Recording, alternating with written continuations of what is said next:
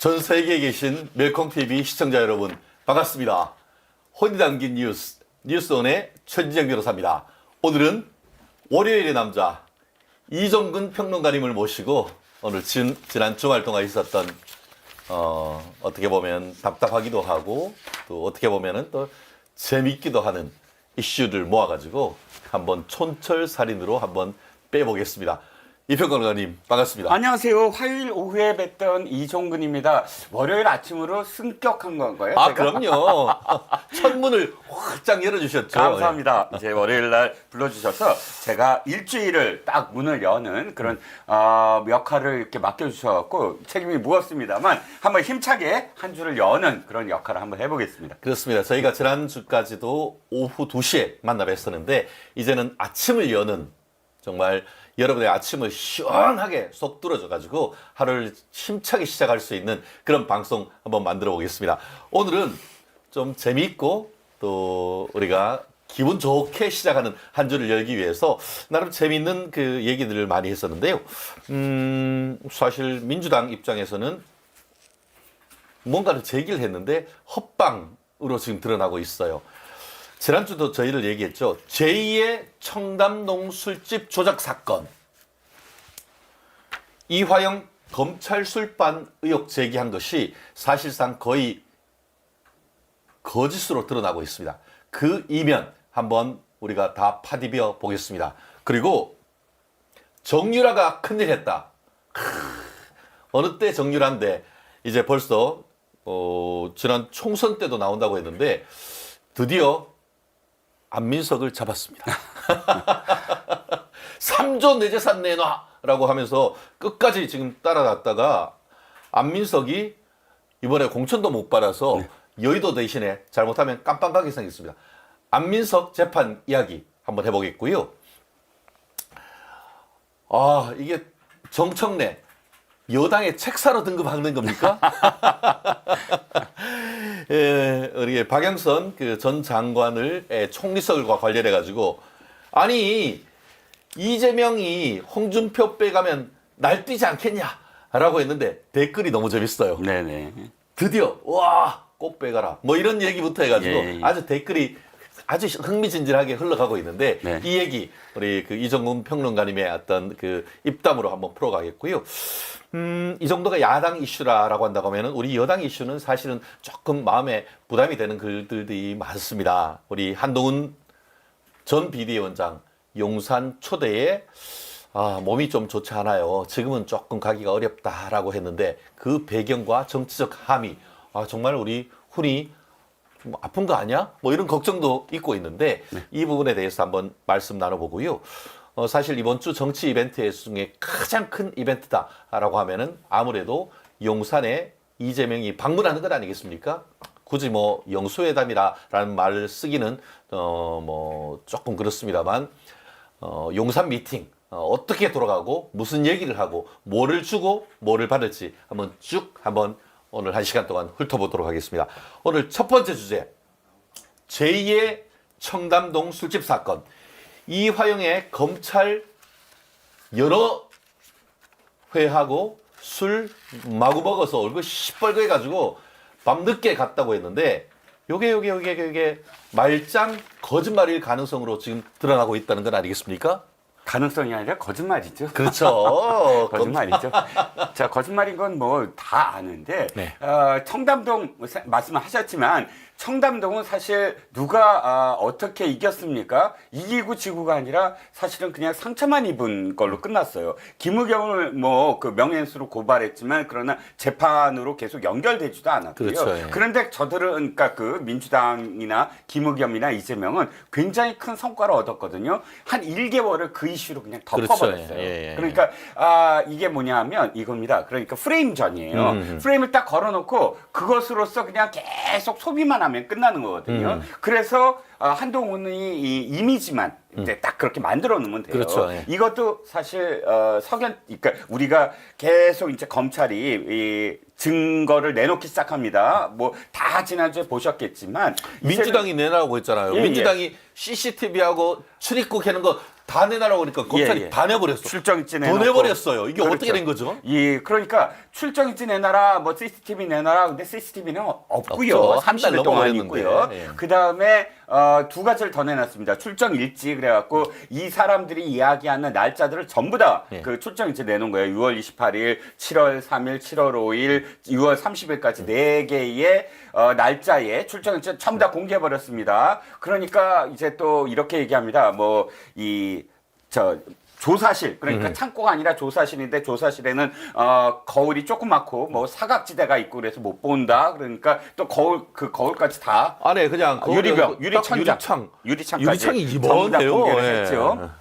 자, 해도 계속 이슈를 제기하는 거예요. 네. 끊임없이. 그래갖고 저들은 이거를 소비만 하면 되는 그쵸, 거거든요. 예. 그래 이미지만 이렇게 만들어버리면 나중에 이 전략은 딱 한 가지예요. 이재명에게 기소를 가거나 재판을 안 가게 하거나 늘어뜨리거나 그렇죠. 아니면 이미지를 그렇죠. 이것 자체는 술자리 회유 사건이다. 조작 사건이다. 그렇죠. 그런데 우리 야당 대표를 지금 잡아넣기 기소하려고 위해서 이렇게 공작하고 하고 있다. 이런 나는 거죠. 이미지만 남기면 되는 그렇죠. 거거든요. 결국 그 거짓말을 하는 사람들의 전형적인 모습이 뭐죠? 말바꾸기 아닙니까? 네네. 말바꾸기. 그렇죠. 처음에 했던 말과 네. 이화영이 검찰이 객관적 물증을 내놓을 때마다 말이 이화영의 말과 이화영의 변호사의 말이 계속 바뀌었다는데 도대체 어떻게 된 거죠?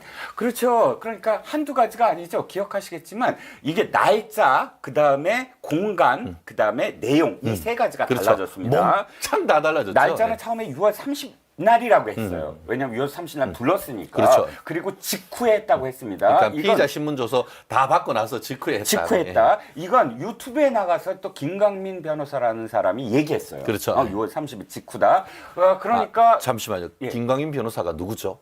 김강민 변호사는 경기도 의원인데 민주당 출신 경기도 의원 아닙니까? 민주당 예. 쪽 의원입니다. 예. 그러니까 자기가 정파적 어떤 이해관계가 예. 완전히 똘똘 뭉친 사람이라고 할 수가 있죠. 그러니까 유튜브에 나와갖고 6월 30일 직후다라고 얘기했잖아요. 그러니까 6월 30일에 대한 검찰이 딱 얘기를 합니다. 야 6월 30일 날은 이렇게 했거든. 나중에 그거 다 말씀드릴게요. 출정일지로. 그랬더니 날짜를 또 나 6월 30일 직후라고 얘기했지 그 직후가 그날이 아닐 수 그날이라고 얘기한 거 아니야. 그 다음날 네. 다 직후잖아 하면서 이번에는 7월 3일경이 유력하다라고 유력하다. 얘기합니다. 그러니까 아예 7월 3일부터 다 얘기해요. 그러니까 또 날짜를 또 계속 흐립니다. 그래서 7월 5일까지 얘기합니다. 그렇죠. 그럼 7월 5일은 날짜가 다르잖니? 해서 날짜를 계속 변경하는 거예요. 네. 일관성이 없잖아요. 그렇죠. 두 번째는 공간입니다. 공간 처음에는 창고라고 했어요. 1313호 검사실 앞에 있는 1315호 앞에 창고라고 붙어 있었다. 창고라고 붙어 있었다. 그래갖고 창고, 그러니까 이 4월 4일 날 이화영 진술이에요. 이건 그렇죠. 1313호 검사실 바로 앞에 방에 창고라고 붙은 세미나실. 그때 이렇게 얘기합니다. 이 세미나실 그렇죠. 말씀드릴게요. 네. 굉장히 중요한 말이에요. 세미나실이라고 아이고, 얘기합니다. 인간아. 그래갖고 그 세미나실에서 쌍방울 직원이 연어를 사갖고 와서 먹었다고 했어요. 그러니까 이 창고에는 CCTV가 없다.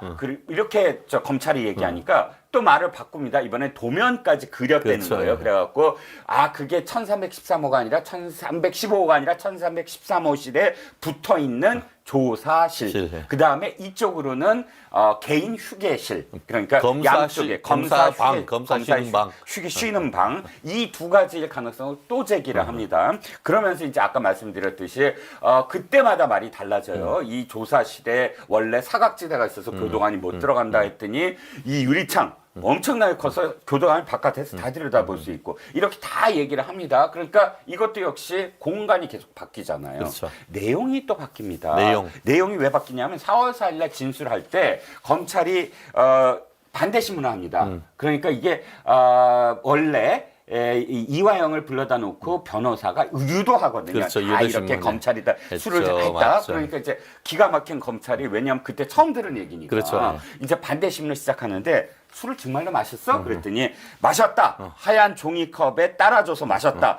술이라는 거 어떻게 알았어? 그랬더니 입에 대니까 소주라는 걸 알았다. 술을 마셨으면 냄새가 날 텐데 교도관이 몰랐나? 그랬더니 그래서 한참 있다가 저녁 늦게 7시 훨씬 넘어서 진정되고 돌아갔다. 술은 누가 갖고 왔나 그랬더니 쌍방울서 신부라는 사람들이 있는데 김성태가 연어 먹고 싶다고 해서 연어 깔아놔서 구치소에서 먹을 수 없는 것들 육회 비빔밥도 있었다. 예, 예. 이렇게 얘기를 해요. 그러면서 이제 수원 검찰청 앞 삼거리에 있는 예, 예. 연어 전문점에 가서 예. 시켰다 이런 얘기까지 그건 아주 이날 얘기하지 않고 변호사가 예. 이틀 최근에. 후에 얘기합니다. 예, 예, 최근에 예. 얘기합니다. 자, 이 말이 내용이잖아요. 네. 내용 또 바뀌었습니다. 또 바뀌었어. 자, 지금 그 변호사가 이 하얀 종이컵에 입에 댔는데 소주인 걸 알고 안 마셨다. 안 마셨다.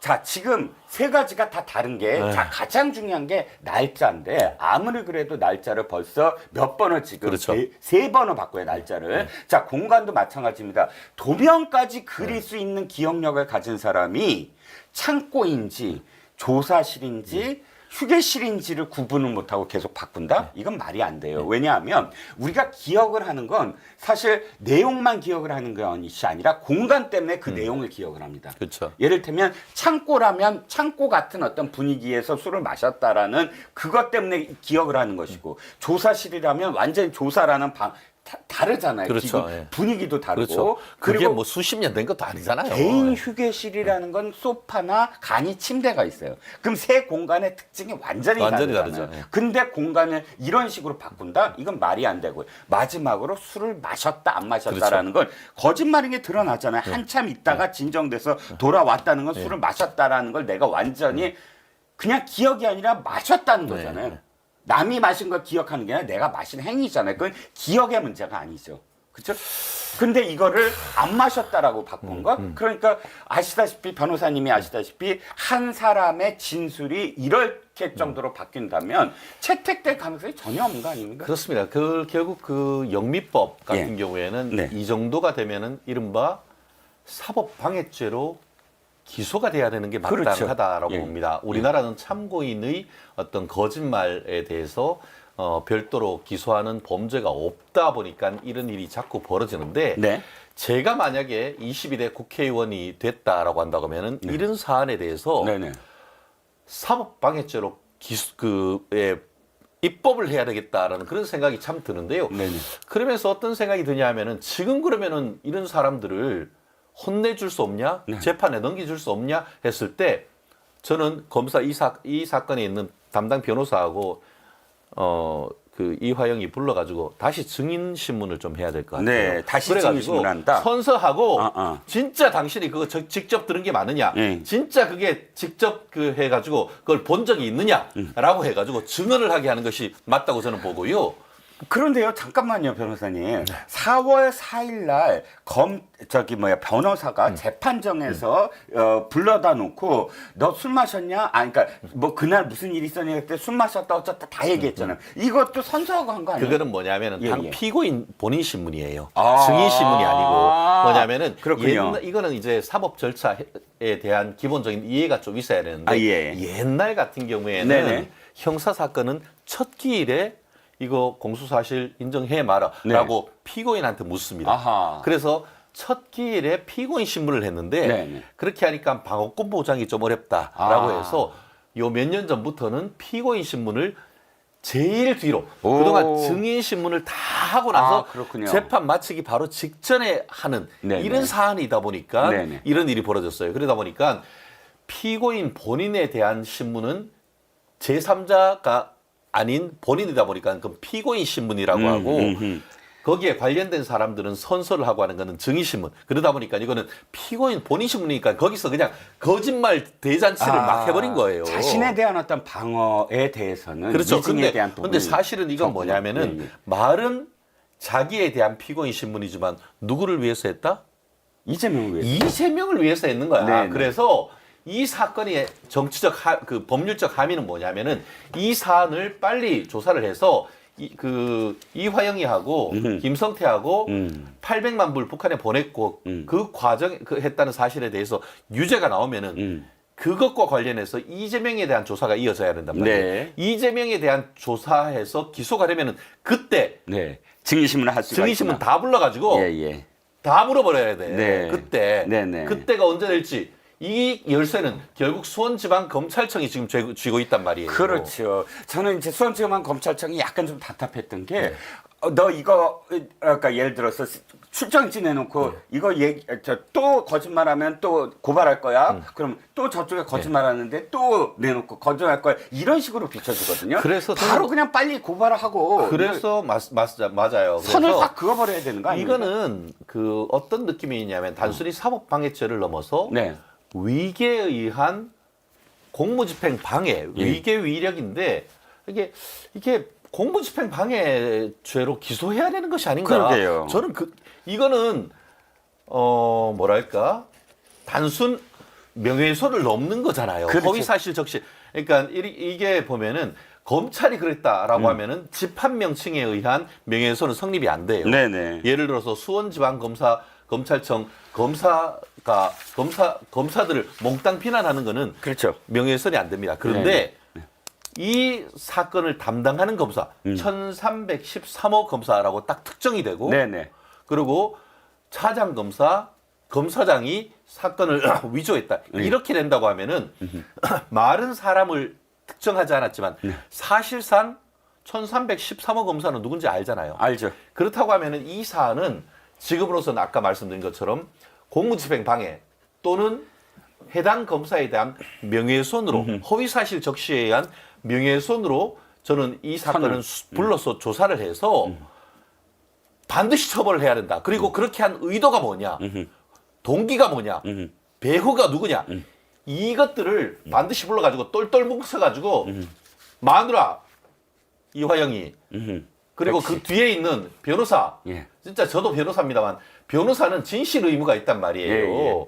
내가 그 사람을 이런 식으로 이거에 대한 어떻게 된다라고 얘기하지만 적극적으로 거짓말 시키면은 그거는 변호사조차도 위증 교사가 될 수가 있단 그렇죠. 말이에요. 그렇기 그러니까, 때문에 이 사안은 저 정말 민주당은 도대체 법을 지킬 의사가 있는지 너무너무 걱정이 되는 그런 부분이 있는 것 아니겠습니까? 그러니까 지금 변호사의 행위는 이거잖아요. 자기 의뢰자의 형량을 낮추기 위해서 최선을 다하는 게 아니라 네. 그것과 무관하게 제3자, 그러니까 자기가 속한 정당의 당대표가 기소되지 않게끔 하기 위해서 의뢰자의 형량이랑 무관하게 이것을 그 의뢰자로의 증언을 지금 이렇게 그 거짓하게 만들다기보다는 서로 짰을지도 모르고 어쨌든 그런 어떤 플랜으로 가게 만든 상황이므로 사실은 변호의 행위의 네. 범주를 벗어나고 있죠. 라고 네. 생각이 들고요. 아까 세미나 얘기 하나만 더 할게요. 맞아요. 기가 예, 막히게 예, 재밌는 이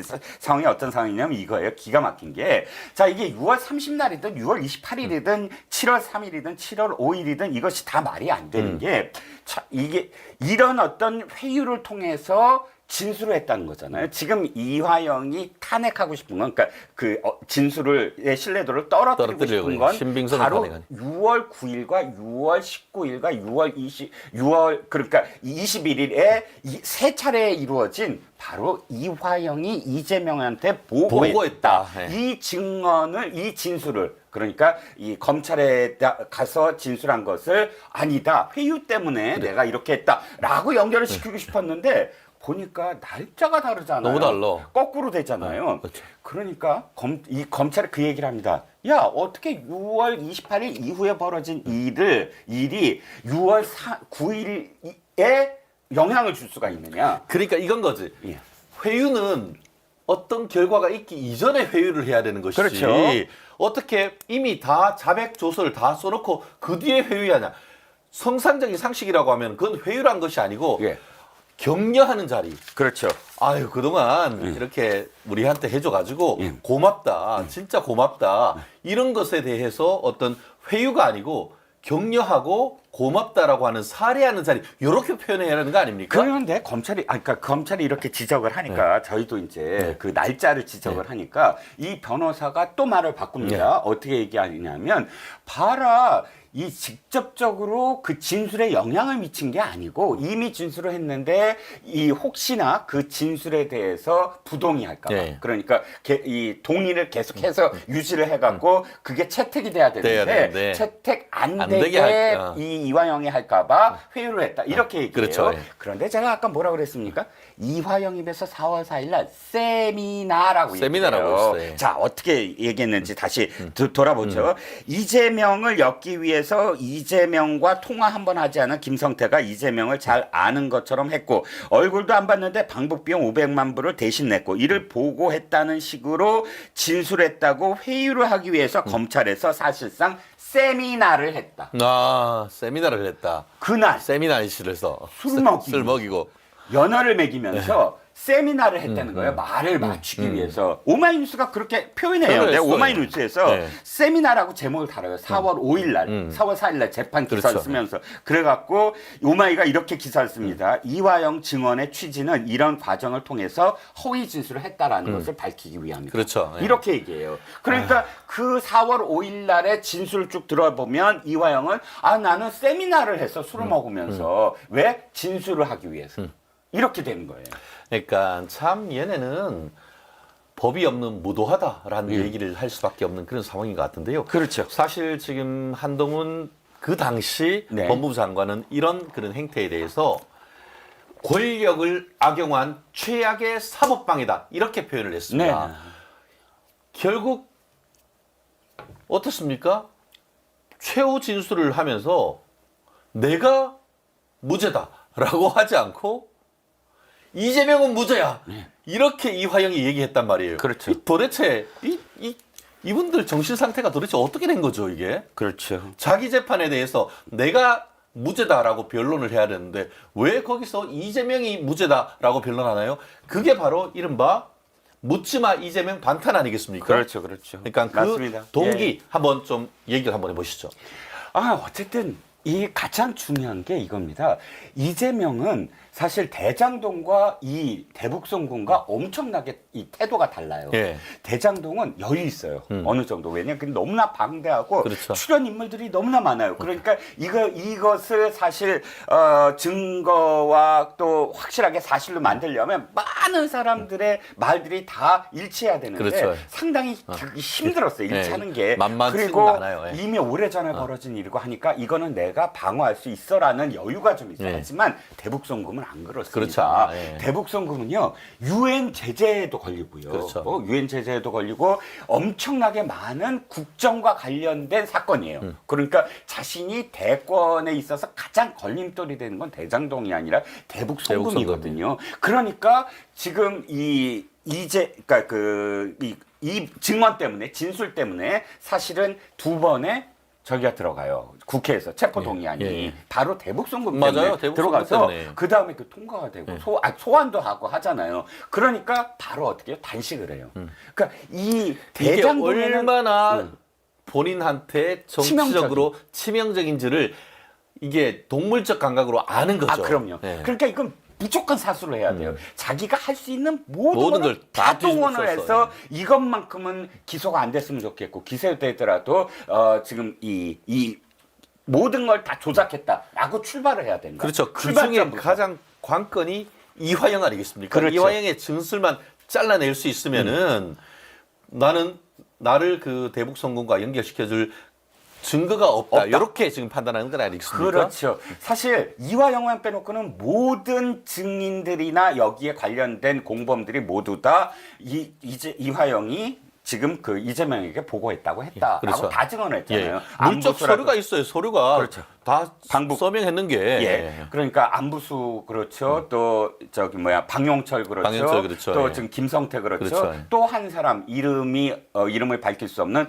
국정원 당시 직원까지 이 네 사람의 증언이 다 일치해요. 경기도가 도지사의 방북을 위해서 쌍방울이 대납한 것으로 보이는 국정원 직원도 그렇게 지금 증언을 했거든요. 다 있는데 이왕은 그래서 완전히 포기하고 왜냐하면 다 그렇죠. 검찰에 다 증거도 갖고 있고 딱 이 네 사람의 증언이 일치하니까 그래요 맞아요 하고 이제 이제 더 이상 내가 이재명 대표 더 이상 쉴드 쳐줄 수는 없어요 하면서 신경의 변화를 일으켜서 그리고 해방 줄줄줄 했습니다. 변호사들이 사실 옳은 거잖아요. 예. 네가 사실을 얘기해야 너의 형량이 사실 줄어든다. 네가 이거 뒤집어 쓸 이유는 없지 않느냐가 정상적인 변호 행위 그렇죠. 아닙니까? 예. 그런데 그것을 부인이 난리를 치고 법정 소란을 일으키고 또 민주당이 난리를 치고 해서 여기까지 오게 된 거지.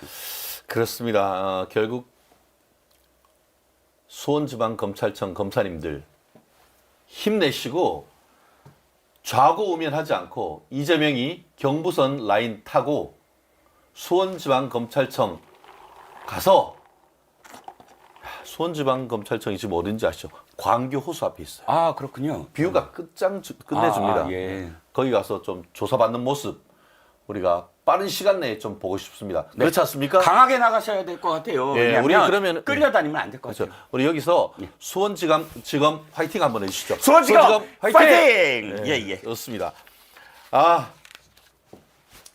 그래요. 이거 좀 이 산 진짜 이재명이 좀 잡아 넣어야 우리 국민들 좀 속 시원해지고 그래야 지금 사법부 정의가 바로 서는 것 아니겠습니까? 민주주의도 중요합니다만 법치주의 가장 또 중요한 헌법의 가치다라는 것을 다시 새기는 아침인 것 같습니다. 자, 이번 두 번째 이슈. 정유라. 큰일 났다. 정유라 화이팅! 네. 예. 그렇습니다. 그 안민석 예. 5선 의원으로 지금 참 오산에서 5선을 했습니까? 네. 그리고 이번에 본인한테는 또 안타까울지 모르겠지만 또 이게 기소가 될 것 같아서 예. 아마 그 민주당에서 공천을 안 준 것 같은데 공천을 못 받고 여의도 대신에 잘못하면 깜빵가게 생겼습니다. 잘못하면이 아니라 그런 조건 없이 가야 되는 어떤 상황이지요. 우리가 너무 많은 어떤 상황들을 기억하시지요. 그러니까 최서원 국정농단 사건 때 잘잘못을 확실하게 가리자고요. 뭐 어찌됐든 국정농단의 일부의 어떤 부분이 잘못이 있더라도 없는 부분을 증폭을 해서 당시 상황을 자기네들의 프레임으로 이끌기 위해서 그렇죠. 당시에 어떻게 얘기했습니까? 마치 안민석은 이렇게 얘기했어요. 그 박정희 전 대통령의 비자금이 바로 지금 최서원한테 갔다. 그래서 그것이 300조가 넘는 재산이 있고 그것을 찾기 위해서 자신이 독일에 가서 독일로 몇 번도 갔어요. 몇 번 갔다 왔어. 검찰도 만났다. 그런데 확실한 증거들이 있고 해서 그것을 빨리 환수해야 된다. 이런 이야기들을 엄청나게 자주 지금 언론에 이야기를 하지 제가 않습니까? 몇 가지만 인용해 드릴게요. 네네. 당시에 이게 2016년부터 17년이었습니다. 네. 결국 허위사실 적시에 의한 명예훼손으로 지금 단순 벌금이 아니고 불구속 구공판이 됐는데요. 아하. 내용이 뭐냐면은 네. 최순실의 독일 은닉 재산이 수조 원이고 네. 자금 세탁에 이용된 독일 페이퍼 컴퍼니만 수백 개에 달한다. 그렇죠. 그런 사실을 독일 검찰로부터 확인했다. 네. 이렇게 했고 최순실이 외국 방산업체의 회장을 만나 무기 계약을 몰아줬다.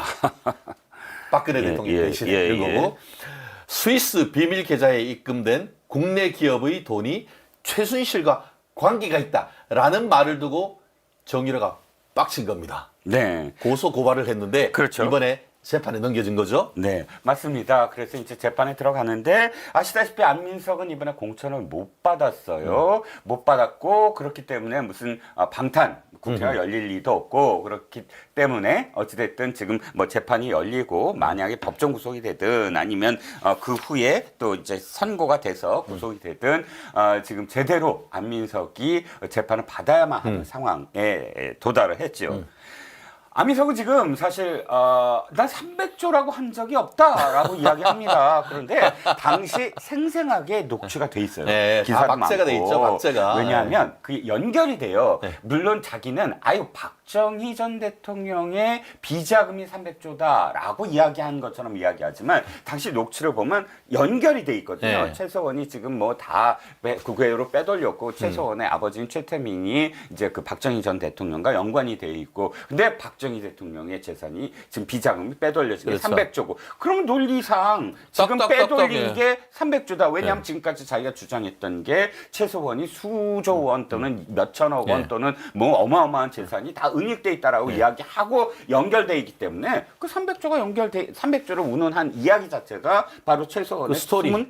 숨은 비자금이다라는 논리로 쫙 연결을 시킨 거거든요. 그런데 최서원의 뭐 그 저 돈이 300조라고 이야기한 적이 없다라는 식으로 이야기를 하고 있는 겁니다. 하지만 기소를 했잖아요. 기소 허위 사실 적시한 명예훼손으로 했고 네. 사실 그 당시 2016년 17년 이른바 촛불 광풍이 불 때 네. 얘가 어떻게 했죠? 얘란 거는 안민석이죠. 아, 네. 네. 그거 돈 찾아온다고 네네. 국민 돈 써가면서 어디 갔죠?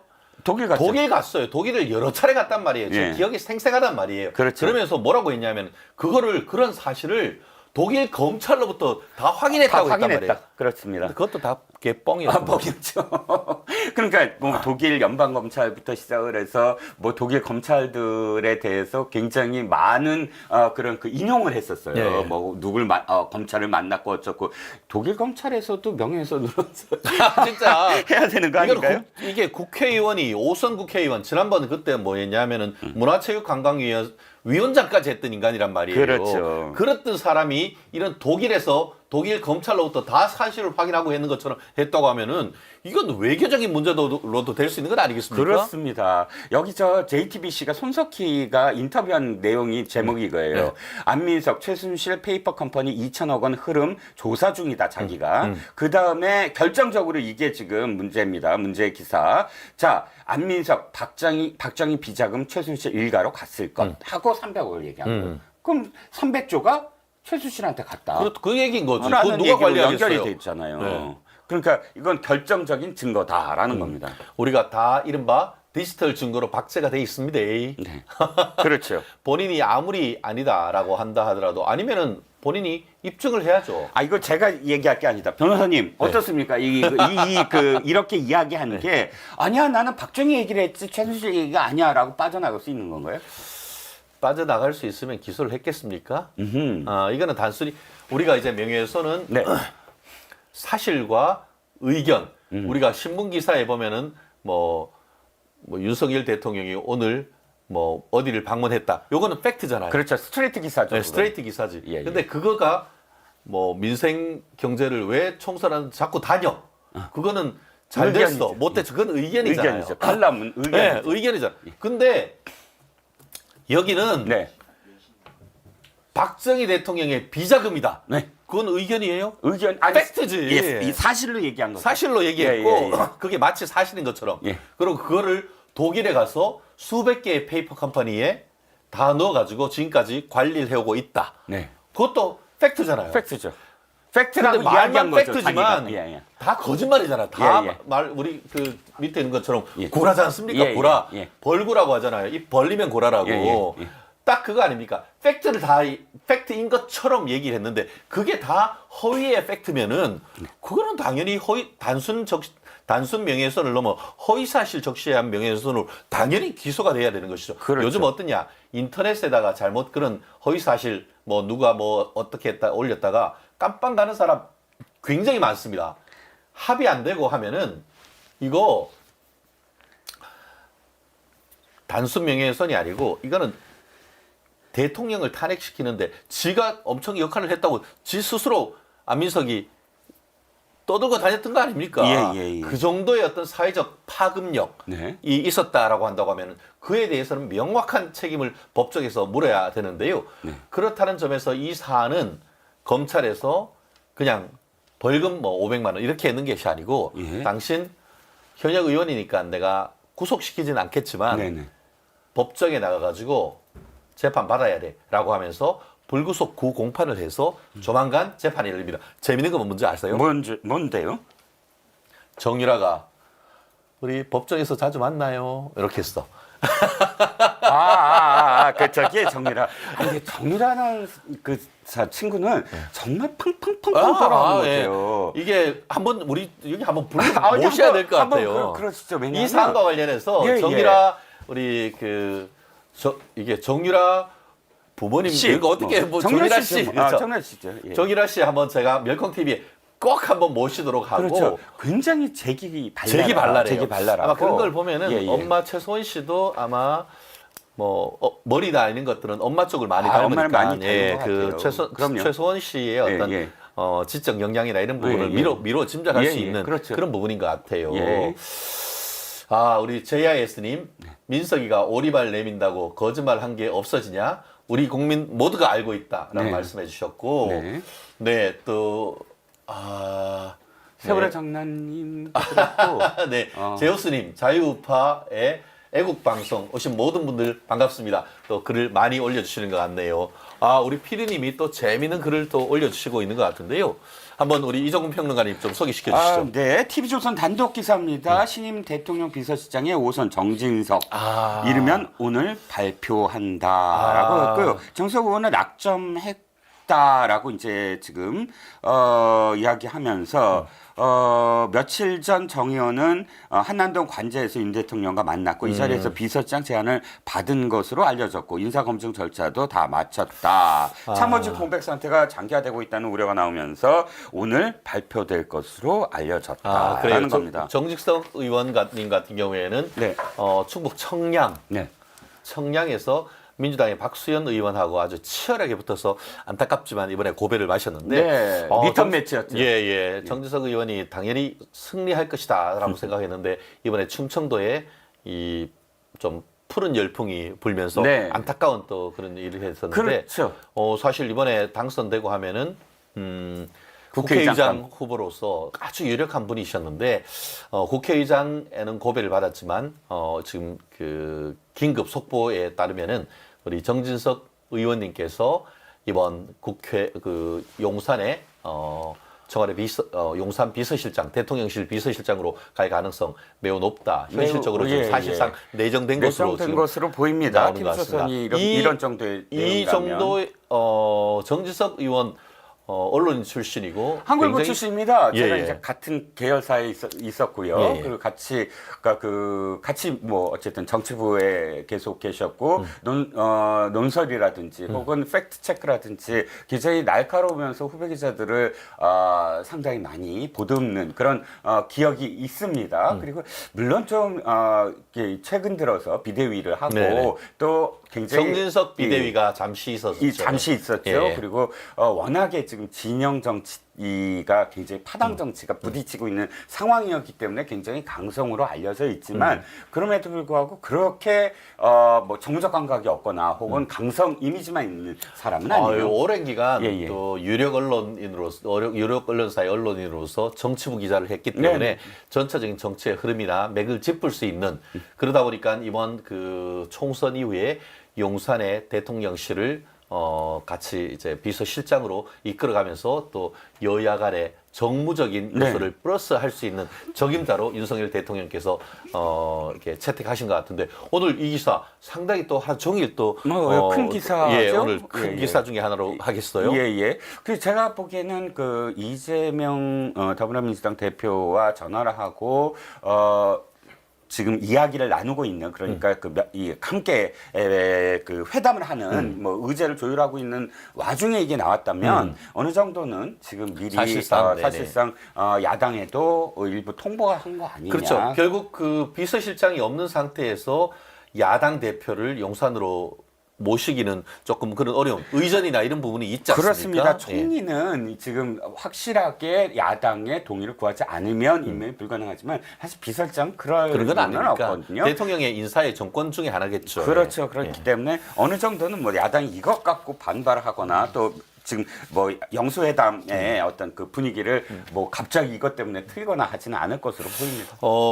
이따 뭐 얘기를 하겠습니다만 이재명 민주당 대표가 용산 대통령실로 오면은 윤석열 대통령이 직접 마중을 나갈까요? 우리 정진석 비서실장께서 마중을 나갈까요? 아마 저는 정진석 비서실장이 아니라 대통령이 직접 나갈 것 같아요. 지금 대통령은 주도를 해야 되거든요. 전국 이슈를 딱 주도를 그렇죠. 하고 그러니까 모든 것들은 대통령이 다 지금 뭐 협치를 하건 아니 연정을 하건 뭘 하건 이런 어떤 플랜 속에서 이루어진다라는 상징적인 어떤 그 퍼포먼스를 해야 되거든요. 그렇죠. 그것이 직접 그럼 이재명 만나서 들어오게 하고 딱 뭐 그래서 이야기하고 하는 그런 연출을 해야만 한다고 봅니다. 그렇죠. 마치 2001년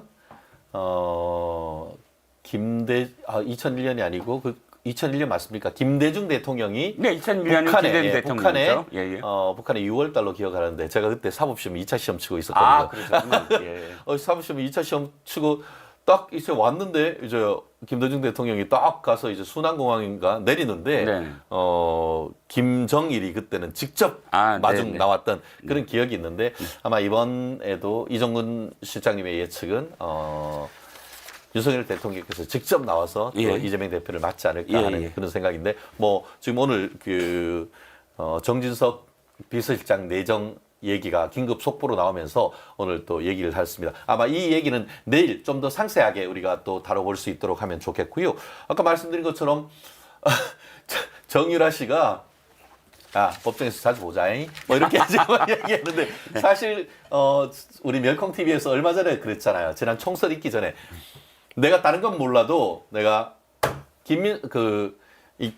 이 친구도 잡는다고 하면서 오산에 출마까지 했었지 않습니까? 그렇게 해가지고 했다가 이제 그 공천이 다른 사람에게 가고 하는 과정에서 출마를 포기하고 했던 기억이 나는데 사필 귀정 정말 오늘 그것이 아침에 또 생각나는 날인데 우리가 여자가 한을 품으면 5, 6월에 서리가 내린다라고 하는데 정말 이게 안민석을 통해 가지고 또 우리 그 정유라 씨 집안이 정말 뭐 조국이 말대로 진짜 멸문지화에 네. 정말 갓난 그럼요. 아이를 안고 있는데 네. 수갑 채우고 정말 저는 그런 비인격적이고 정말 홍위병의 시대, 문화혁명의 시대 같은 때를 겪은 그런 모습을 보면서 너무 참 속상하고 있었는데 시간이 지나면서 하나하나 재평가의 시대가 오고 있는 이런 네. 모습을 지금 보고 있는 것이 아닌가 하는 그런 생각입니다. 예. 그래요. 또 오늘 또 재밌는 뉴스가 또 하나가 또 나왔는데요. 예. 정청래 여당 책사로 등극하나? 아니 정청래가 정계 개편을 지금 주도하고 있습니다. 그래요. 정청래발 정계 개편. 맞습니다. 지금 말씀하시는 게 네네. 박영선 총리설에 대해서 이게 페이스북하고 뭐 방송 나와서 쓴 게 이재명 대표가 홍준표 빼내가면은 용산이나 그 자유우파가 펄쩍 뛰지 않겠냐라고 하면서 이제 뭐 이런저런 지금 얘기를 했어요. 정청래는 마포을 국회의원으로서 내가 좌파냐라고 하면서 뭐 팔을 왼손에 딱 들면서 팔을 왼손에 들면 좌파냐 이런 어쨌든 젊은 사람들한테 좀 소구하는 그런 능력이 적어도 있는 것은 사실이죠. 그리고 뭐 그러다 보면 워낙 강성이다 보니까 민주당의 수석 최고위원으로도 또 뽑히고 하고 최근에 참 이게 처세는 이재명한테 언제 갖다 붙어가지고 친명 중에 친명이다 이런 얘기도 듣고 있는데 그렇죠. 와 이거 댓글이 장난이 아니죠? 그렇죠. 댓글 첫 번째 댓글은 이겁니다. 제발 그렇게 해주세요. 그리고 두 번째 댓글은 내가 살다 정청래의 의견에 박수를 보낼 줄이야. 그다음에 아까 말씀드렸듯이 아이고 여당 책사로 딱이다. 적임자다. 이재명은 정청래를 당 책사로 정식으로 임명해라. 뭐 이렇게 나오고 있습니다. 그러니까 솔직히 말씀드리면 아주 좋은 안이 아닐까. 교환 조건이 딱 맞교환하자, 맞아요. 트레이드 하자. 트레이드 하자. 방영선 국무총리를 하는 대신 홍준표 시장을 민주당으로 데려가서 민주당 아니 TK가 없잖아요. 없잖아요. TK의 교두보 만들 수 있어요. 그럼요. 정청래가 이거 괜히 하는 소리 아니에요. 뭐 왼손에 무슨 파 들고 좌파 이런 수준이 아니야. 그런 게 아니야. 정청래는 굉장히 큰 지금 그림을 그리고 있는 거예요. 민주당의 동진 정책의 가장 큰 지금 이 교두보 TK를 지금 홍준표를 영입을 해서 TK를 자신의 어떤 그런 색깔로 물들이자. 좋은 생각 아닙니까? 그렇습니다. 그 페이스북에 쓴 글이 정확하게 어떻게 되냐면 박 전 장관 총리설로 의견이 분분하다. 네. 만약 이재명이 윤석열 대통령에게 홍준표 대구시장을 빼내가서 민주당 상임 고문시킨다면 오케이 하겠는가 했더니만 많은 우리 애국 보수님들이 오케이 뭐 이러고 있단 말이에요. 예, 그렇습니다. 사실 뭐 저 농담을 지금까지 했습니다. 물론 홍준표 시장이 보수에 지금까지 어떤 영향을 행사한 건 맞습니다. 하지만 제가 이렇게까지 좀 이 비유를 하고 은유를 한 이유는 특히나 최근 들어서 당이 가장 어려운 상황, 총선에서 패배를 하고 어떻게든 다시 일어서고 상처를 치유하면서 국민들에게 어떤 비전, 새로운 비전을 이야기해야 되는 어떤 상황이라면 최소한 당대표도 했고 대통령 후보도 했고 또 TK의 지금 상징인 대구시장까지 한 당 고문이라면 이것에 대해서 우리 이렇게 하자. 여기 뭘 잘못했는지에 대해서 우리 차근차근 하자 하고 상처를 어루만지면서 큰 어른처럼 행세해야 되는 그렇죠, 거 아닙니까? 그런데 일단 내용과 표현과 그 태도가 전부 잘못됐어요. 그렇죠. 시작하자마자 깜도 안 되는 특정인을 지적을 네. 해서 네가 모든 걸 다 잘못했다라는 것도 말이 안 되고요. 고문으로서는 그럼 자기는 아무것도 잘못이 없다는 겁니까? 그리고 두 번째는 뭐냐 하면 표현도 제발 좀 그 전근대적인 이 사람이 살고 있는 시대가 저는 한 고려시대나 조선시대 같아요. 늘 주군이 어떻고 뭐 적통이 어떻고 적자가 어떻고 깜냥 운운하는 그런 식의 표현들을 써가면서 제발 그 꼰대 꼰대적 이미지를 를 계속 이 당에 더 씌우는 것 그렇죠. 이게 굉장히 전 나쁘다고 생각을 하거든요. 네. 또 그것이 사실 세 번째 이유는 이겁니다. 어떤 이유냐? 이유는 딱 뻔하죠. 누구나 다 알 수 있어요. 자기가 대권 주자로 다시 나서려고 라이벌 하나를 죽여버린다. 그 이외에 어떠한 이유도 지금 안 떠오르거든요. 그렇죠. 당의 이미지를 이렇게 망가뜨려 가면서. 그러니까 저 본인의 로드맵상 결국 다음번 차기 국민의힘의 대통령 후보로 나가겠다라고 하는 그런 의지는 충분히 뭐 본인이 지난번에도 한번 대선 나왔으니까 왜 못하겠어요. 하지만 그렇다 하더라도 누군가를 짓밟고 일어서겠다. 이런 부분에 대해서는 저도 고향이 대구입니다만 도저히 그것을 납득하기가 참 어려운 것 같은데요. 네네. 사실 그런 얘기하기 전후로 해서 또 용산 대통령실에 가서 윤 대통령하고 4시간에 걸쳐서 식사도 하고 이런저런 얘기를 하니까 엄매 기사라 이런 느낌이 상당히 강한 것 같은데 네. 그런 맥락에서 봤을 때 다가오는 국민의힘 전당대회 때 홍준표 시장 나올 것 같습니까? 사실 처음에는 제가 홍준표 시장이 나올까 그랬는데 나올 가능성이 높아지고 있다라고 지금 생각을 해요. 왜냐하면 자기가 이렇게까지 지금 세게 나가려고 하는 건 뭔가 패를 던지는 거거든요. 패를 던지지 않으려면 3년이 남았기 때문에 사실은 천천히 해도 되는 문제를 급해 보여요. 네. 굉장히 뭔가 급하지 않으면 네. 이렇게 급발진할 이유가 없거든요. 그러면 이유가 뭘까라고 생각을 해보면 무주공산이다. 자기가 사실 자기 세력은 없어요. 워낙 독고다이, 일본 표현이라 죄송합니다만 워낙 독고다이고 이 세를 형성한다는 건 뭐예요? 그릇이 돼야 돼요. 남을 이렇게 품고 끌어안고. 근데 홍준표 대표의 문제는 너무나 내가 혼자 다 하는 거고 사람들이 자기한테 오면 이렇게 대해요. 당신들이 스스로의 필요 때문에 오는 거지. 나를 위해서 오는 거 아니거든. 그러니까 어떤 상황이 끝나면 모두 다 해체돼 버려요. 늘 이게 되풀이 되는데 지금 이 사람이 필요한 건 뭐냐면 너무 오랫동안 당 외에 있었어요. 그렇죠. 예.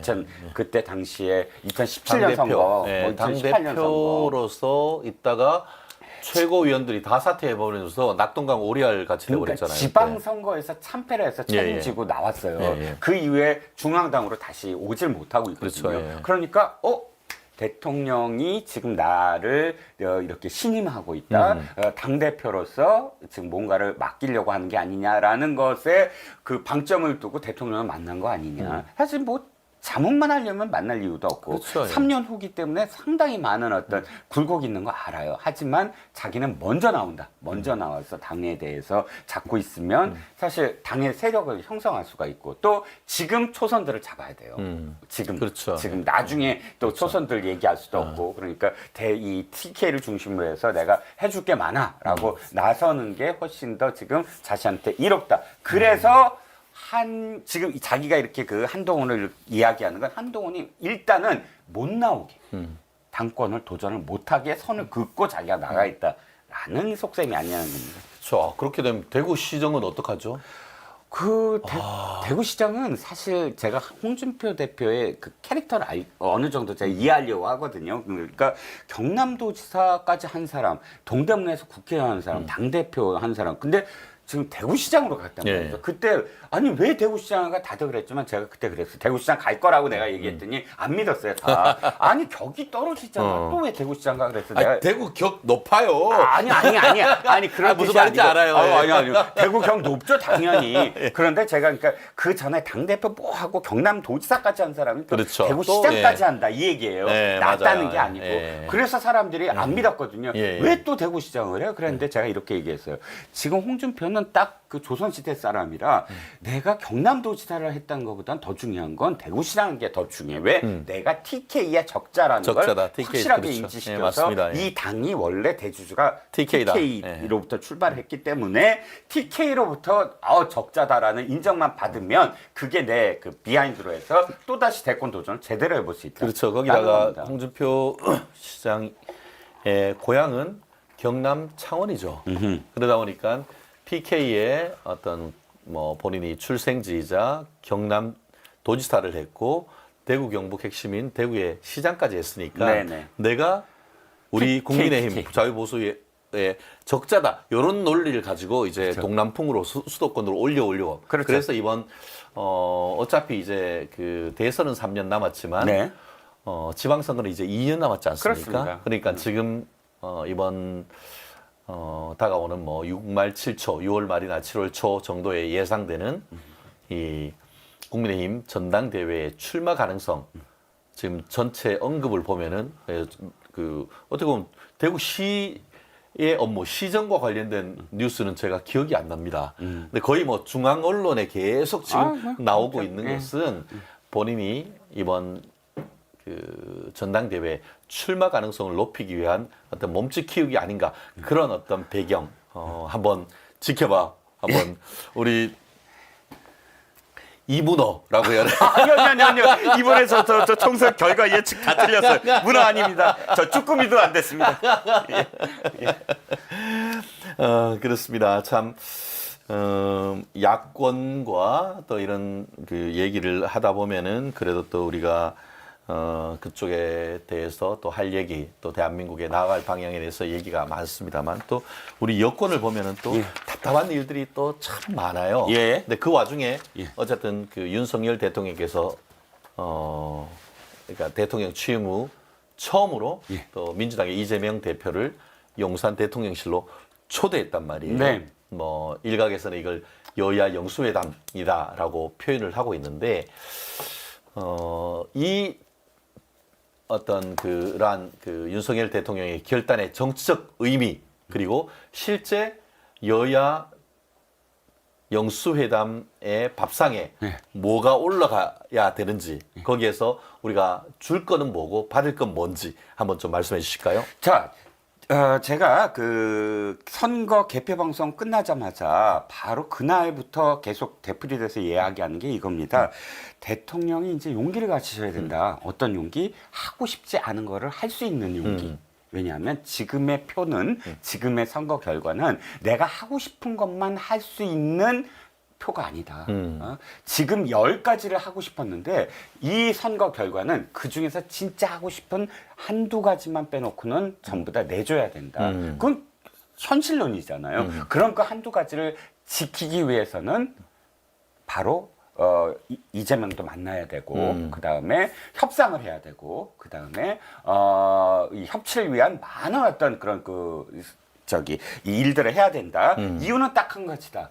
대통령이 주도를 해야 되기 때문이다. 끌려다니는 게 아니라 주도를 하려면 먼저 이슈를 만들어야 된다. 즉, 아이고 영수회담 하자. 그럼 뭐 영수회담 아직도 안 한다. 이런 어떤 이슈에 끌려다니면 안 된다. 네. 그래서 먼저 하게. 그러니까 국민들이 생각하기 전에 무엇인가를 해갖고 국민들한테 아니 나는 내가 대통령으로서 이것을 주도하고 또 내가 정말로 딱 하나는 남기겠다. 예를 들자면 3대 개혁만큼 무조건 하겠다. 그것을 위해서는 난 무엇이든 희생할 수 있다. 이런 식의 어떤 그런 마인드를 갖고 주도를 해야 된다. 전체적인 어떤 전국을. 그러기 위해서는 사실 내줄 건 내줘야 되고 하고 싶지 않은 거를 해야 된다. 그게 뭐 이재명도 만나야 된다. 아니 이재명 만나는 게 무조건 안 된다라고 그 버팅길 게 아니다라고 이야기를 했는데 조금 시기적으로는 좀 늦었지만, 아까 좀 늘어졌지만 어쨌든 만납니다. 이건 보수 우파 그 지지자 여러분들이 좀 이해를 해주셔야 될 부분이에요. 화가 나시는 분들도 많고 또 이거 정말 이렇게까지 해야 돼?라고 생각을 하시겠지만 아닙니다. 대통령이 거꾸로 생각하시면 좋겠어요. 대통령이 끌려다니지 않고 대통령이 이슈를 주도하기 위해서는 그렇죠. 무엇이든 지금 해야만 합니다. 그렇습니다. 아까 주요 채팅장에 위에서 봤더니만 윤 대통령께서 이재명을 만나면 이재명의 어떤 범죄를 정당화시켜 주는 것이 아닌가 걱정된다. 이런 마인드가 가장 큰 것 아니겠습니까? 그런 부분 때문에 윤 대통령께서 지금까지 이재명을 만나는 것에 대해서 좀 조심스럽게 해왔던 것은 사실이죠. 예. 예, 말씀하시죠. 네. 그러면서 결국 여러 가지 이슈가 이제 올라올 텐데 지금 언론에서 보면 민주당 쪽 같은 경우에는 1인당 25만 원, 쉽게 말하면 국민지원금 이런 부분을 윤 대통령한테 요청시켜서 관철시킬 가능성이 크다라고 하는 반면에 국민의힘 윤석열 대통령 입장에서는 가장 큰 또 이슈가 국무총리 이슈 아니겠습니까? 요 두 개를 어느 수준에서 서로 이제 협상을 하고 타결을 볼지 한번 예측을 한번 해보실까요? 일단 줄 거는 줘야 되는데 특검도 무조건 다 안 된다는 건 불가능할 것 같습니다. 그럼 특검 중에서도 5가지가 있는데 예를 들어 김건희 여사와 관련된 특검들은 사실 받을 수가 없어요. 왜냐하면 그거는 정치적 목적이 뻔하잖아요. 그리고 이건 비위 문제고 그들은 게이트로 갈 겁니다. 왜 집권 한 4년차, 5년차 애들 게이트를 그 식으로 가잖아요. 그러니까 앞에 2가지는 뭐냐면 최상병 사건과 그 다음에 이태원 참사와 관련된 사건. 이거는 사실 게이트로 가는 것이 아니라 비위가 있거나 뭐 비리가 있거나 뇌물이 있는 것이 아니라 시스템적인 문제예요. 이 시스템, 그러니까 보고에 대한 문제, 그 다음에 징계에 대한 문제, 이런 문제. 그러니까 정부의 능력과 관련된 어떤 문제이기 때문에 이것이 정권 차원에서 무슨 문제가 있는 건 아니거든요. 그리고 이것이 또 대통령이 직접적으로 연결될 수 있는 고리가 별로 없어요. 김은희 여사야 뭐 자신의 아내이기 때문에 함께 뭐 이렇게 이 거론이 될 수 있지만 그렇기 때문에 저는 1차적으로는 최상병 사건 그리고 사실 특검해봤자 크게 무슨 나올 수 있는 것이 없다고 보여지고요. 이태원 참사도 2번째가 이태원 참사 특검 정도는 받을 수 있다고 봅니다. 그 1인당 25만 원 이 돈을 지급하는 것과 관련해서 사실 윤석열 대통령은 지난번 그 국민에 대한 모두 발언에서 지나친 포퓰리즘은 마약 같은 것이다. 이렇게 지금 얘기를 했었죠. 네네. 예. 그래서 이런 부분과 관련해서 또 그 반면에 이제 또 윤희숙 전 의원 같은 경우에는 스마트한 지혜로운 포퓰리즘은 어느 정도 필요하다. 자유보수주의자가 또 우리가 재정의 건전성도 굉장히 중요한 거지만 또 어려울 때 서민을 좀 보듬기 위한 어떤 노력도 필요하다라는 지금 얘기를 하고 있기 때문에 이런 부분에 있어서는 어느 정도의 어떤 절충이 가능하지 않을까 하는 그런 생각이 드는 것 같습니다. 참 그런데요. 저희가 또 시작하고 후딱 하니까 또 1시간이 훌쩍 갔습니다. 어떻게 이번 9시부터 하는 방송 재밌고 유익하셨습니까? 앞으로도 우리 이종근 우리 평론가님 또 그 외에도 또 여러분들이 많이 좋아하시는 김민수 우리 국민의힘 대변인 또 전재현 변호사 그리고 또 정광재 국민의힘 대변인 또 최단비 변호사님 또 주옥 같은 분들 모시고 매일 아침을 활기차게 열어젖히고 즐겁게 하루 시작할 수 있도록 저희가 힘을 모아보겠습니다. 오늘 뉴스온이 혼이 담긴 뉴스온 우리 월요일의 남자 이종근 실장님과 같이 하셨습니다. 오늘 또 즐겁고 편안하고 행복한 하루 되시기를 간절히 저도 바라겠습니다. 감사합니다.